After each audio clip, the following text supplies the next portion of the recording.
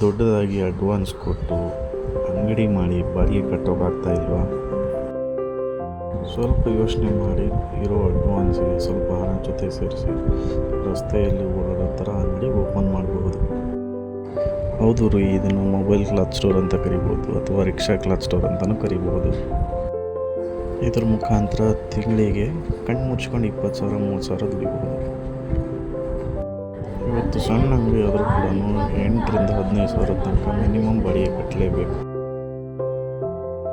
Advance, current bill, ಕೆಲಸಗಾರದ್ದು ಖರ್ಚು, ಅವರ ಕೂಲಿ ಖರ್ಚು ಇನ್ನೂ ಜಾಸ್ತಿ ಆಗ್ತಾನೆ ಹೋಗುತ್ತೆ. ಆದರೆ ಒಂದು ಒಳ್ಳೆಯ ವಿಷಯ ಏನಪ್ಪ ಅಂತ ಹೇಳಿದರೆ, ಮೊಬೈಲ್ ಕ್ಲಾತ್ ಸ್ಟೋರ್ ಓಪನ್ ಮಾಡಿದರೆ ಬಾಡಿಗೆ ಕಟ್ಟೋ ಅವಶ್ಯಕತೆ ಇರಲ್ಲ.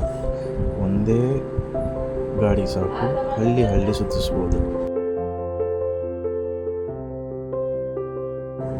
ಡೈರೆಕ್ಟಾಗಿ ಕಸ್ಟಮರ್ ಬಳಿನೇ ನೀವು ಹೋಗ್ಬೋದು.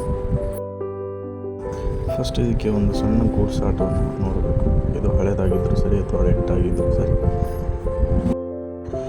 ಗಾಡಿನ ಸ್ವಲ್ಪ ಟೀ ಶರ್ಟ್ಸ್, ಲೆಗ್ಗಿನ್ಸ್, ಬಟ್ಟೆಗಳನ್ನ ಹ್ಯಾಂಗ್ ಮಾಡೋ ಥರ ಆಲ್ಟ್ರೇಷನ್ ಮಾಡ್ಕೋಬೇಕು. ಸ್ಟಾರ್ಟಿಂಗಲ್ಲಿ ಟೀ ಶರ್ಟ್, ಲೆಗ್ಗಿನ್ಸ್, ಮಕ್ಕಳ ಡ್ರೆಸ್ ಇದ್ದರೆ ಸಾಕು. ಹ್ಯಾಂಗಿಂಗ್ ರಾಡ್, ಲೈಟ್ಸ್, ಬ್ಯಾನರ್ ಸ್ವಲ್ಪ ಕಡಿಮೆ ರೇಟಲ್ಲೇ ನೋಡ್ಕೋಬೇಕು. ಇರೋ ಗಾಡಿಗೆ ಆಲ್ಟ್ರೇಷನ್ ಮಾಡಬೇಕು ಅಂದರೆ ಮಿನಿಮಮ್ 30,000ರಿಂದ 50,000 ತನಕ ಇನ್ವೆಸ್ಟ್ಮೆಂಟ್ ಬೇಕಾಗುತ್ತೆ ಸ್ಟಾರ್ಟಿಂಗಲ್ಲಿ. ಬಟ್ಟೆಗಳನ್ನ ಹೋಲ್ಸೇಲಾಗಿ ತಗೋಬೇಕು ಅಂತ ಹೇಳಿದರೆ ನೀವು ಚಿಕ್ಕಪೇಟೆಗೆ ಹೋಗ್ಬೋದು ಬೆಂಗಳೂರಲ್ಲಿ. ಮತ್ತು ಕಮರ್ಷಿಯಲ್ ಸ್ಟ್ರೀಟಲ್ಲೂ ಕೂಡ ಸಿಗುತ್ತೆ. ಕಮರ್ಷಿಯಲ್ ಸ್ಟ್ರೀಟಲ್ಲಿ ನಿಮಗೆ ಟ್ರೆಂಡಿಂಗ್ ಡಿಸೈನ್ಸ್ ಸಿಗುತ್ತದೆ ನಿಮಗೆ.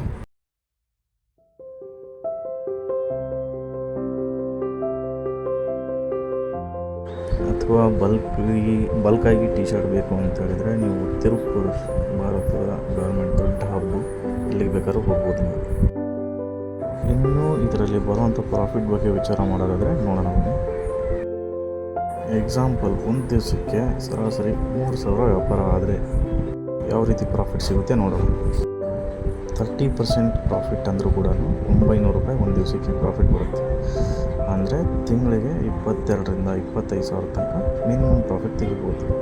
ಜಾತ್ರೆ, ಸಂತೆ ದಿನಗಳಲ್ಲಿ ಇನ್ನೂ ಹೆಚ್ಚು ಬರಬಹುದು ನಮಗೆ.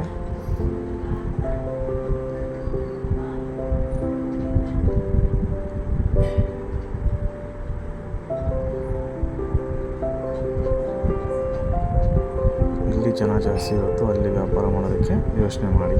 ಪ್ರತಿ ವಾರ ಸಂತೆ, ಜಾತ್ರೆನ ಚೇಂಜ್ ಮಾಡ್ತಾನೇ ಇರಬೇಕು ನೀವು.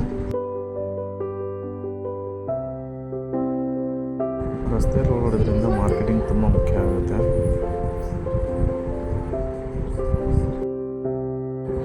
ಲೌಡ್ ಸ್ಪೀಕರ್ ಹಾಕಿ ಆಫರ್ ಹೇಳೋದ್ರಿಂದ ಇರ್ಬೋದು. ಆ ಲೌಡ್ ಸ್ಪೀಕರಲ್ಲಿ 99 ಟಿ ಶರ್ಟ್ಸ್ ಅಂತ ಆಫರ್ ಹೇಳಿ ಕ್ರೌಡ್ ತುಂಬ ಬರುತ್ತೆ. ವಾಟ್ಸಪ್ಪಲ್ಲಿ ಸ್ಟೇಟಸ್ ಹಾಕಿ ಹೋದತ್ರ ಕಸ್ಟಮರ್ಗಳನ್ನ ನಂಬರ್ ಕಲೆಕ್ಟ್ ಮಾಡೋದನ್ನು ಕಲೀರಿ. ಪ್ರತಿ ಹಳ್ಳಿಗೆ ಒಂದು ದಿನ, ವಾರಕ್ಕೆ ಒಂದು ದಿನ ಫಿಕ್ಸ್ ಇಡಿ. ಅದರಲ್ಲಿ ಹಬ್ಬದ ಸಮಯದಲ್ಲಿ ಸ್ಪೆಷಲ್ ಡಿಸ್ಕೌಂಟ್ ಕೊಡಬೇಕು. ಪ್ರತಿ ಊರಲ್ಲಿ ಪೋಸ್ಟ್ಗಳನ್ನು ಹಾಕಬೇಕು.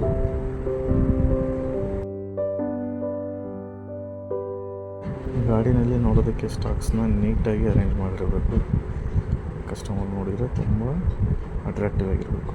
ಕಡಿಮೆ ಲಾಭ, ಹೆಚ್ಚು ಸೇಲ್ ಸ್ಟ್ರಾಟಜಿ ಬಳಸಬೇಕು. ಕಸ್ಟಮರ್ ಜೊತೆ ತುಂಬ ಫ್ರೆಂಡ್ಲಿಯಾಗಿ ಮಾತಾಡಬೇಕು, ಫ್ರೆಂಡ್ಲಿಯಾಗಿ ಕೂಡ ಇರಬೇಕು. ಪ್ರತಿ ಹಾಡಿನಲ್ಲಿ ಮಹಿಳಾ ಡ್ರೆಸ್ಗಳು, ಮಕ್ಕಳ ಡ್ರೆಸ್ಗಳು ಹೆಚ್ಚು ಮಾರಾಟ ಆಗ್ತವೆ. ಅದರ ಮೇಲೆ ತುಂಬ ಕಾನ್ಸಂಟ್ರೇಷನ್ ಮಾಡಬೇಕಾಗುತ್ತೆ. ಅಂಗಡಿ ಇಲ್ಲ ಅಂತೇಳಿ ಬಿಸ್ನೆಸ್ ಆಗಲ್ಲ ಅಂತೇಳಿ ವಿಚಾರ ಮಾಡಬಾರ್ದು. ರಸ್ತೆ ಮೇಲೆ ನಮ್ಮದೇ ಆದಂಥ ಒಂದು ಫ್ಯಾಷನ್ ಅಂಗಡಿ ಓಡಿಸಬೇಕು. ಡೈರೆಕ್ಟಾಗಿ ಕಸ್ಟಮರ್ ಜೊತೆ ಹೋಗೋದ್ರಿಂದ ಪ್ರತಿ ವಾರ ನೀವು ಪ್ರತಿ ಹಳ್ಳಿಗೆ ಹೋಗೋದ್ರಿಂದ ಕಸ್ಟಮರ್ ಫಿಕ್ಸ್ ಆಗ್ತಾರೆ. ಆವಾಗ ಬಿಸ್ನೆಸ್ ಕಂಟಿನ್ಯೂಸ್ ಇರುತ್ತೆ, ಯಾವುದೇ ಟೆನ್ಷನ್ ಇರಲ್ಲ. ಲಾಭ ಜಾಸ್ತಿ ಆದಮೇಲೆ ಒಂದಿರೋ ಗಾಡಿನ 2 ಗಾಡಿಯಾಗಿ ಮಾಡ್ಕೋಬೋದು ನಾವು. ಈ ಬಿಸ್ನೆಸ್ಗೆ ಗಾಳಿ, ಮಳೆ, ಬಿಸಿಲು ಯಾವುದೇ ಇರಲಿ, ಯಾವುದೇ ಸೀಸನಲ್ಲೂ ಕೂಡ ಕಂಟಿನ್ಯೂಸ್ ಬಿಸ್ನೆಸ್ ಆಗ್ತಾನೇ ಇರುತ್ತೆ. ಬಿಸ್ನೆಸ್ ಚೆನ್ನಾಗಾಯಿತು, ಲಾಭ ಚೆನ್ನಾಗಿ ಬಂತು ಅಂತೇಳಿದರೆ ನಾವು ಮತ್ತು ನಮ್ಮ ಕುಟುಂಬ ಕೂಡ ತುಂಬ ಖುಷಿಯಾಗಿರ್ಬೋದು. ಎಲ್ಲ ಫ್ಯಾಮಿಲಿನೂ ಕೂಡ ಚೆನ್ನಾಗಿ ನೋಡ್ಕೋಬೋದು. ಚಿಕ್ಕದಾಗಿ ಸ್ಟಾರ್ಟ್ ಮಾಡಿ ಬರ್ತಾ ಬರ್ತಾ ದೊಡ್ಡದಾಗಿ ದುಡಿಯೋದಕ್ಕೆ ಸ್ಟಾರ್ಟ್ ಮಾಡಿ. Every beginning is small, every journey is big. ಇದೇ ಥರ ಬಿಸ್ನೆಸ್ ಐಡಿಯಾಗಳಿಗೆ ಲೈಕ್, ಶೇರ್, ಸಬ್ಸ್ಕ್ರೈಬ್ ಮಾಡೋದನ್ನು ದಯವಿಟ್ಟು ಮರಿಬೇಡಿ. Thank you.